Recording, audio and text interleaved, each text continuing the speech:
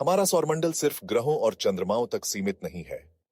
Neptune के पार, जहां अंधकार और ठंड की सीमा शुरू होती है, वहीं छिपा है एक रहस्यमयी इलाका, कॉयपर बेल्ट।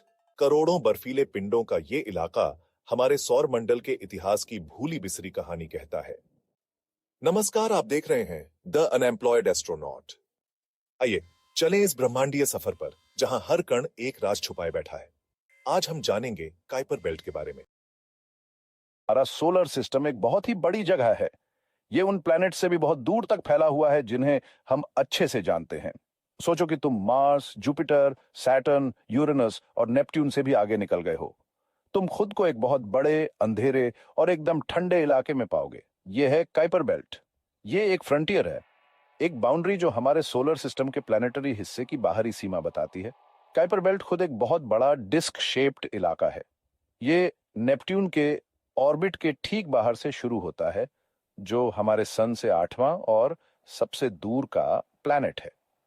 इसे एक बहुत बड़ा कॉस्मिक कबाड़ खाना समझो, या शायद एक खजाने का बक्सा।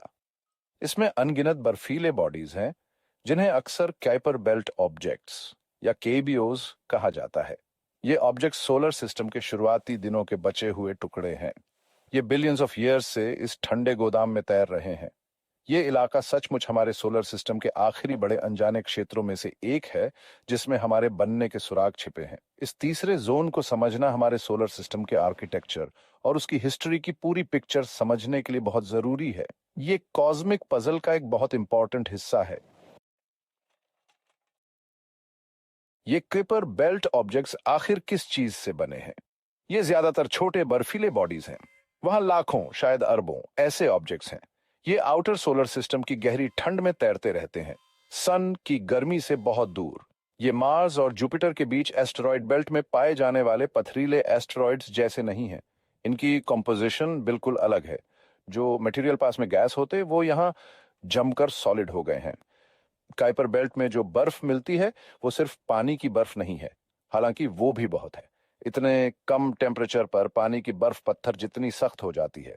लेकिन दूसरी चीजें भी जमकर सॉलिड हो गई हैं। गैसेस लाइक अमोनिया और मेथेन, जिन्हें हम अर्थ पर जानते हैं, काइपर बेल्ट में बर्फ के तौर पर मौजूद हैं। ये जमे हुए वॉलेटिल्स केबीओस के मेन कंपोनेंट्स हैं। ये शुरुआती सोलर नेबुला के हालातों के बारे में एक कहानी बताते हैं। हम अक्सर एस्ट्रॉयड बेल्ट के बारे में सुनते हैं, जो मार्स और जुपिटर के बीच है। काइपर बेल्ट को एस्ट्रॉयड बेल्ट का एक बहुत बड़ा और दूर का कजिन समझ सकते हो।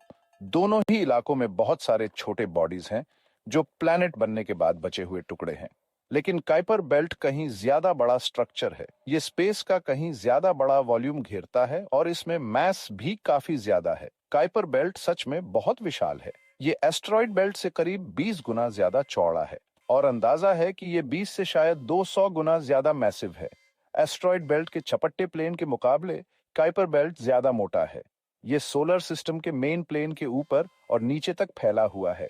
इससे इसका शेप एक बड़े फूले हुए डिस्क जैसा या सन को घेरे हुए एक जायंट डोनट जैसा लगता है।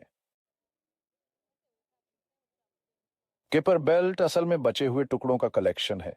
ये ओरिजिनल प्रोटोप्लैनेटरी डिस्क के मटेरियल से बना है। ये गैस और डस्ट का वो विशाल घूमता हुआ बादल था, जिसने हमारे यंग सन को घेर रखा था। जहां इसका ज्यादातर मटेरियल जुड़कर प्लैनेट्स बन गया, वहीं कुछ हिस्सा नहीं बन पाया। सोलर सिस्टम के दूर बाहरी इलाकों में मटेरियल बहुत कम था। यहाँ प्लैनेट बनने का प्रोसेस उतना एफिशिएंट नहीं था। तो एक बड़ा प्लैनेट बनने के बजाय ये बहुत सारे छोटे बर्फीले बॉडीज के रूप में रह गया। जायंट प्लैनेट नेपट्यून की ग्रेविटी ने कुइपर बेल्ट को शेप देने में बहुत बड़ा रोल निभाया है। नेपट्यून के जबरदस्त ग्रेविटेशनल पुल ने काइपर बेल्ट ऑब्जेक्ट्स के डिस्ट्रीब्यूशन और ऑर्बिट्स को बनाया है। अरबों सालों में नेपट्यून के असर ने बेल्ट में गैप्स बना दिए हैं। ईसू ने कुछ ऑब्जेक्ट्स को खास ऑर्बिटल रेजोनेंसेस में फंसा भी लिया है। इसका मतलब है कि उनके ऑर्बिटल पीरियड्स नेपट्यून के ऑर्बिटल पीरियड के साथ एक सिंपल रेशियो में हैं। ये ग्रेविटेशनल डांस आज भी बेल्ट के स्ट्रक्चर को तय करता है। कुइपर बेल्ट एक एक्टिव इवॉल्विंग सिस्टम है। सेक्शन 5, यहां रहने वालों का क्लासिफिकेशन कुइपर बेल्ट ऑब्जेक्ट्स के टाइप्स। कुइपर बेल्ट में रहने वाले सब एक जैसे नहीं हैं। उनके ऑर्बिट्स और फिजिकल प्रॉपर्टीज में गजब की डाइवर्सिटी देखने को मिलती है। इस बड़ी पॉपुलेशन को समझने के लिए एस्ट्रोनॉमर्स काइपर बेल्ट ऑब्जेक्ट्स को अलग अलग ग्रुप्स में क्लासिफाई करते हैं। ये क्लासिफिकेशंस ज्यादातर उनके ऑर्बिटल कैरेक्टरिस्टिक्स पर बेस्ड होते हैं। खास तौर पर जायंट प्लैनेट नेपट्यून के साथ उनका रिश्ता एक मेन फैक्टर है। एक बड़ा group classical Kuiper belt objects या क्यूब वानोस के नाम से जाना जाता है। इन ऑब्जेक्ट्स के ऑर्बिट्स काफी स्टेबल होते हैं और नेपट्यून उन्हें ज्यादा कंट्रोल नहीं करता। ये सन के चक्कर करीब 40 से 50 एस्ट्रोनॉमिकल यूनिट्स या एयू के बीच के इलाके में लगाते हैं। क्यूब वानोस के ऑर्बिट्स दूसरे केबीओस के मुकाबले ज्यादा सर्कुलर और कम झुके हुए होते हैं। माना जाता है कि ये केपर बेल्ट की शुरुआती ज्यादातर बिना छेड़छाड़ वाली पॉपुलेशन को दिखाते हैं। एक और इंपॉर्टेंट कैटेगरी है रेजोनेंट काइपर बेल्ट ऑब्जेक्ट्स की। ये केबीओस नेपट्यून के साथ एक ऑर्बिटल रेजोनेंस में फंसे हुए हैं। सेक्शन 6 जाने माने वासी प्लूटो और उसके साथी। जब हम क्यूपर बेल्ट के बारे में सोचते हैं तो सबसे पहले एक ही नाम दिमाग में आता है, Pluto.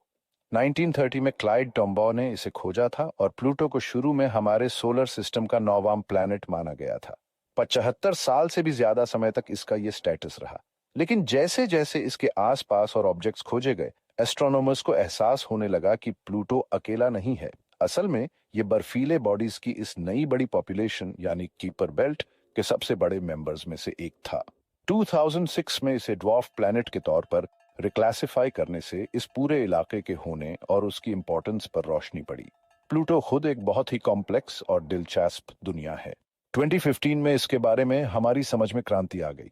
NASA's new Horizons spacecraft ने प्लूटो के पास से उड़ान भरी, जिससे हमें पहली बार इसके क्लोज अप व्यूज मिले।